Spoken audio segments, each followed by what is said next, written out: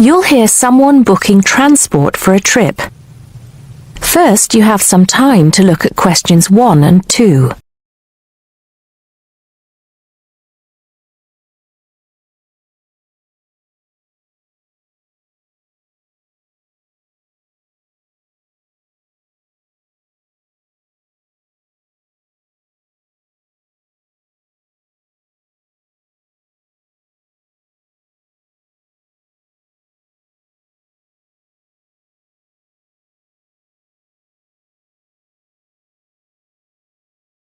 Now we shall begin.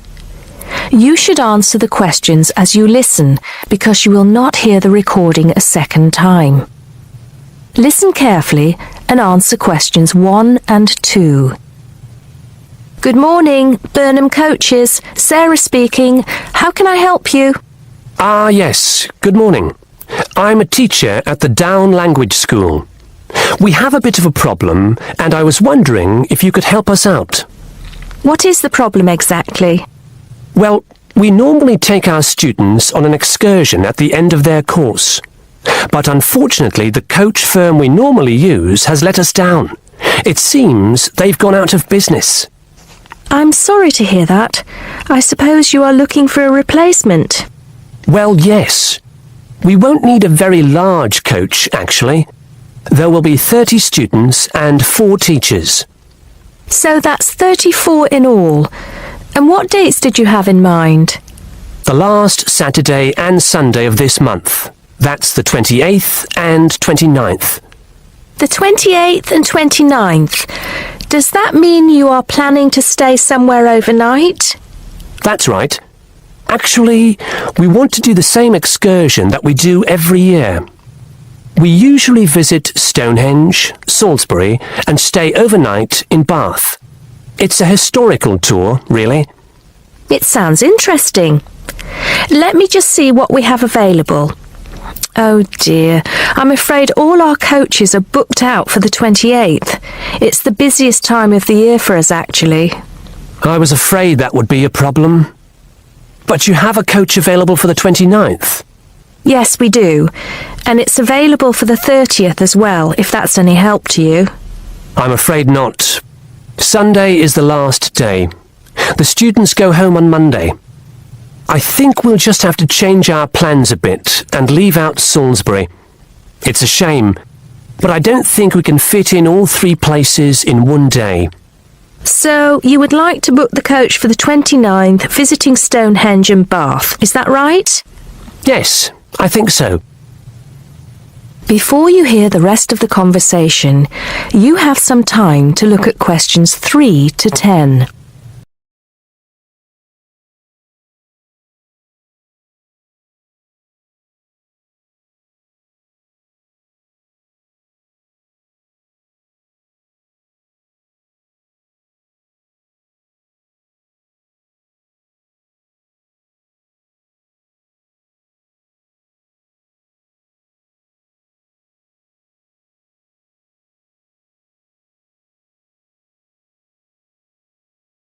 Now listen and answer questions 3 to 10. Right, I just need a few details, sir. OK. My name is Paul Scott. S-C-O-T? It's double T, actually. I'm sorry. And it's the Down Language School. Could you give me the address for that, Mr. Scott? Yes, it's Down House, Hill Street, Brighton. Do you need the postcode? No, that's not necessary, but I do need a contact number. Of course. The number for the school secretary is 01273 512 634. You can contact her if you need to speak to anyone. Right, and what time would you like the coach to pick you up? Well, I think we'll have to make an early start. Would 7:30 be all right? Yes, no problem at all. What time do you want to be back? Oh, any time between 10 and 11 will be all right. Not later than 11, though. Right, I'll make a note of that. 11 p.m. latest. There's just one more thing I need to know. Presumably, you'll be visiting Stonehenge first. How long do you want to stay there? Well, we normally stay about an hour. The main objective of the excursion is for the students to see the Georgian architecture in Bath, really. Yes, Bath is lovely, isn't it? I was there myself a couple of years ago. I thought the Royal Crescent was absolutely stunning. I hadn't realised how large it is. Well, I think that's all I need to know, Mr. Scott. Thank you for booking with us. Just a minute. There's one thing you seem to have forgotten. How much will this cost? Oh, I'm terribly sorry. I was thinking about Bath. Just bear with me a moment. Yes, it's a round trip of 300 miles and a total time of 16 hours for the driver. For a 45-seater coach, that will be a total of £500, including tax and insurance. Do we have to have such a large coach? There are only 34 of us. We don't have any smaller coaches, I'm afraid. Oh well. At least we won't be cramped for space. When do we have to pay? We require a 20% deposit to confirm the booking. I suggest that you do that as soon as possible, today if you can. The balance you can give to the driver if you're paying by cheque. Have the cheque made out to Burnham Coaches. I think that'll be all right. I will have to check this with the school accountant, but if all is well, I'll arrange for someone to bring you the deposit within the next 2 hours. That'll be fine, Mr. Scott. Well, thank you very much indeed. Goodbye. Goodbye. That is the end of part 1. You now have half a minute to check your answers.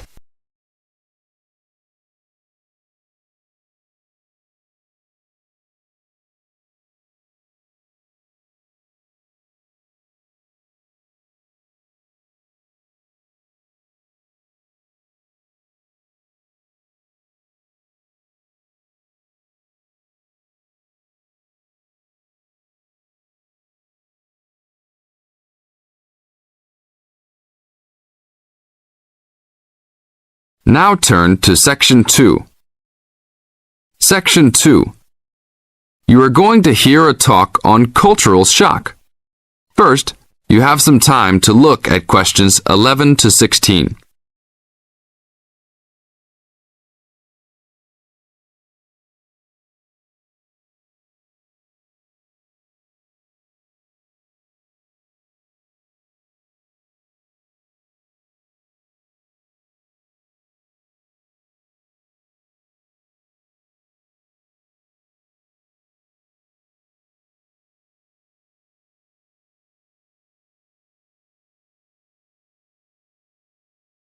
Now listen to the tape and answer the questions. 11 to 16.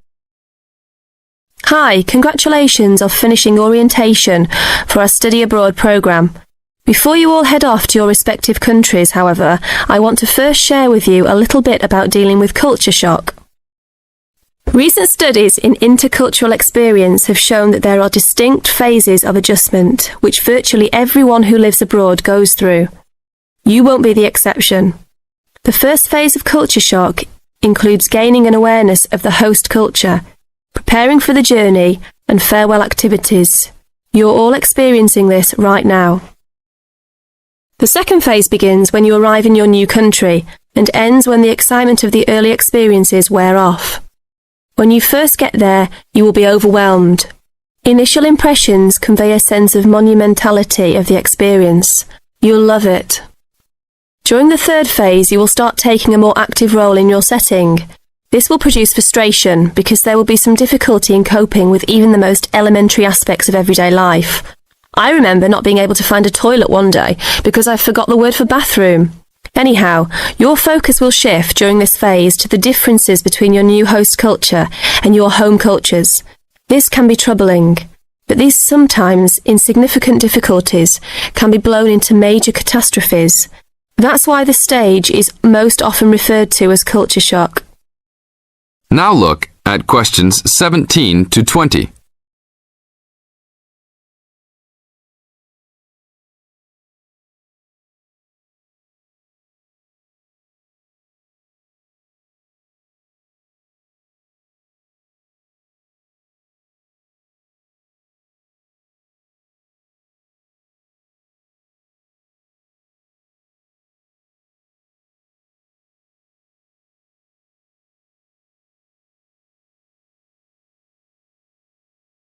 As the talk continues, answer questions 17 to 20.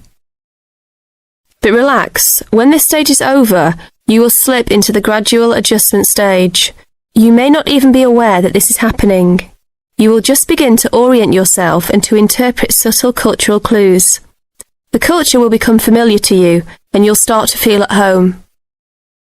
The next phase will be your discovery that you have the ability to function in two cultures with full confidence, and you may even feel completely integrated into your new host culture. In this phase, you will also start to have a sense of shared fate concerning events abroad. The last stage is the re-entry phase when you return home. This can be for some the most painful phase of all. You will be excited about sharing your experiences, but you will realise that you have changed and won't be able to explain how or why. One set of values has already been instilled in you, another you will have acquired in your host country. Both may seem equally valid. It is important that you realise that all of these phases are a natural part of adapting to a new culture. Expect peaks and valleys during your stay, and feel free to discuss your feelings with the resident director. These culture shock phases tend to occur even with relatively short stays abroad. During your stay, if you feel a wave of bewilderment wash over you, remember this little talk and look back at your notes. One very typical reaction against culture shock is the tendency to hang out with other Americans. Remember, you are coming to a foreign country to get to know her people, language and culture better. If you avoid contacts with the foreign language, you cheat yourself and lengthen the process of adaptation. This is the end of Section 2. You now have half a minute to check your answers.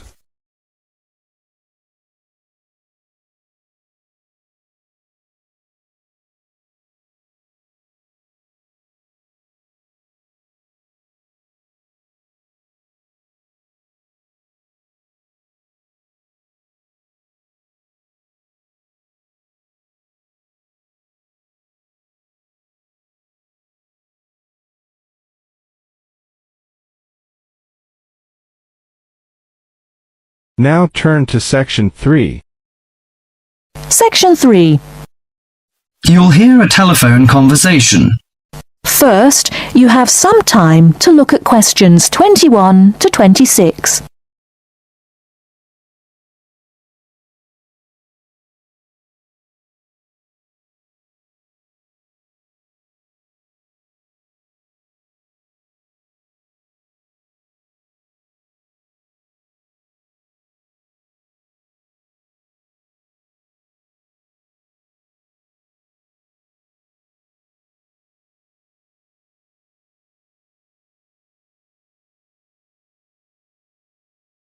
Now listen carefully and answer questions 21 to 26.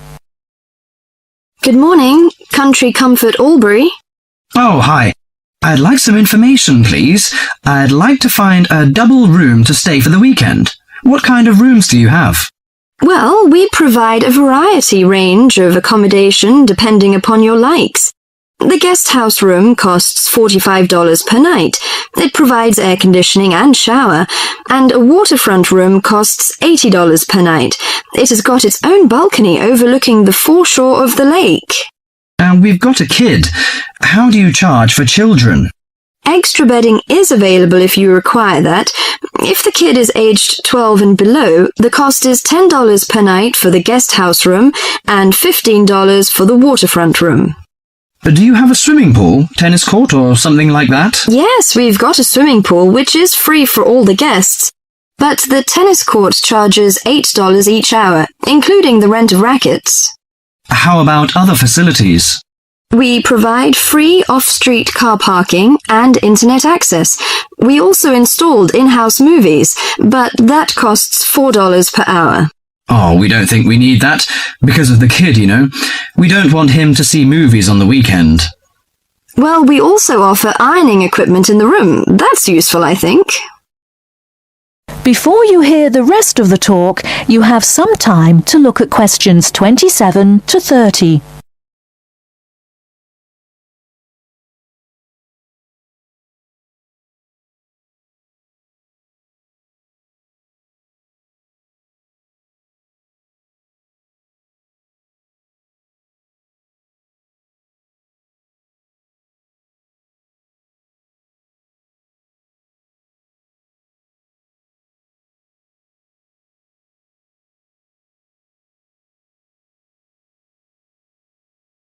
Now listen and answer questions 27 to 30. Great. Could you tell me the address? How do we get there? Yes, it's Country Comfort Albury, Albury, at 648 Dean Street, New South Wales. 648 Dean Street, Dean, is that right? Yes. Well, I wonder what activities are available there in this season. You know, we want to have an indulgent weekend in the boring winter. Oh, you'll not get bored here. You know, Albury is the perfect base for alpine skiing. Besides that, winter's frosty alpine air encourages walks through mist-laden valleys. You can walk alongside rushing streams and waterfalls. After returning to the warm and comfortable lounge, you can sit by the open fire. I think this is the ideal time of year to nourish your body at the Salus Spa. The idea of skiing doesn't appeal to me very much, but it sounds good to have a relaxing walk through the valleys. Maybe after that, I'll have a massage and some soaking in the spa. And you know, this hotel is perfectly located in a quiet position off the main highway in central Albury. It's within walking distance of licensed clubs, restaurants, shops, and the central business district. It's known for its excellent cuisine and warm Australian hospitality. Good. It's a good idea to taste the tasty dishes in one of the restaurants. My wife may be interested in shopping. She's always keen on that. I think I'll contact you later. Thank you very much. That is the end of section 3. You now have half a minute to check your answers.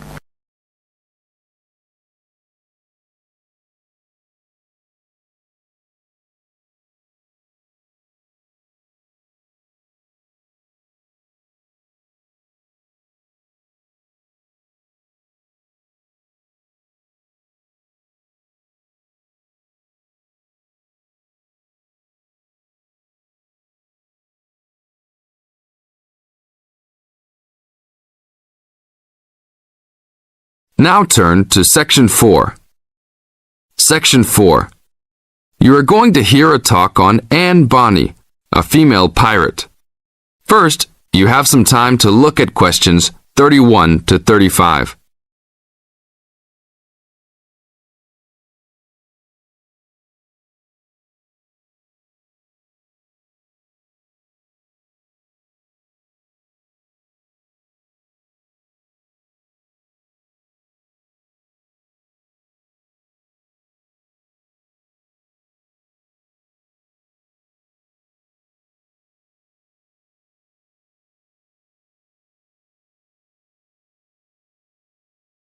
Now listen to the tape and answer the questions 31 to 35.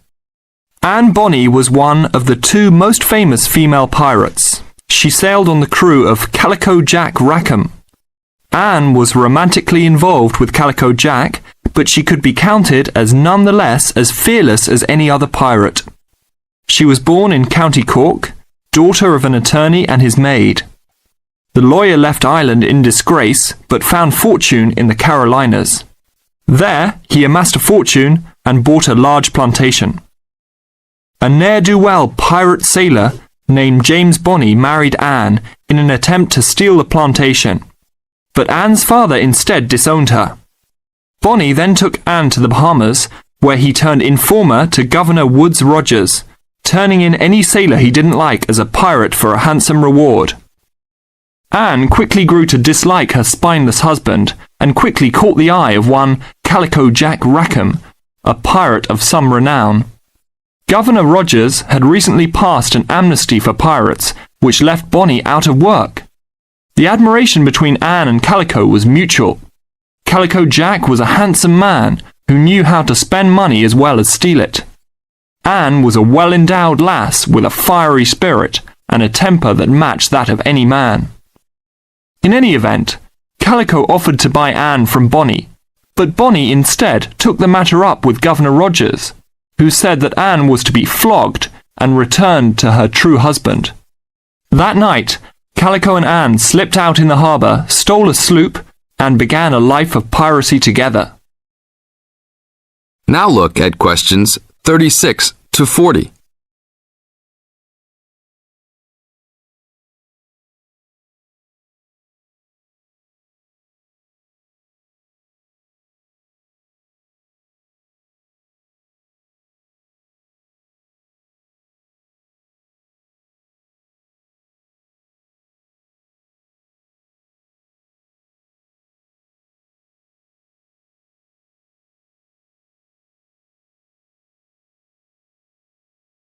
As the talk continues, answer questions 36 to 40. Anne fought in men's clothing, was an expert with pistol and cutlass, and considered as dangerous as any male pirate. She was fearless in battle, and often was a member of any boarding party. In October of 1720, retribution was close at hand. The governor of Jamaica, hearing of Calico's presence, sent an armed sloop to intervene and capture the captain and crew. Calico's ship, Revenge, was caught by surprise, and much to Anne's dismay, the pirates fought like cowards and were taken far too easily. Anne and Mary Read were also captured, but, upon capture, confessed their sex and pleaded to be tried separately after they gave birth. Both women were pregnant at the time.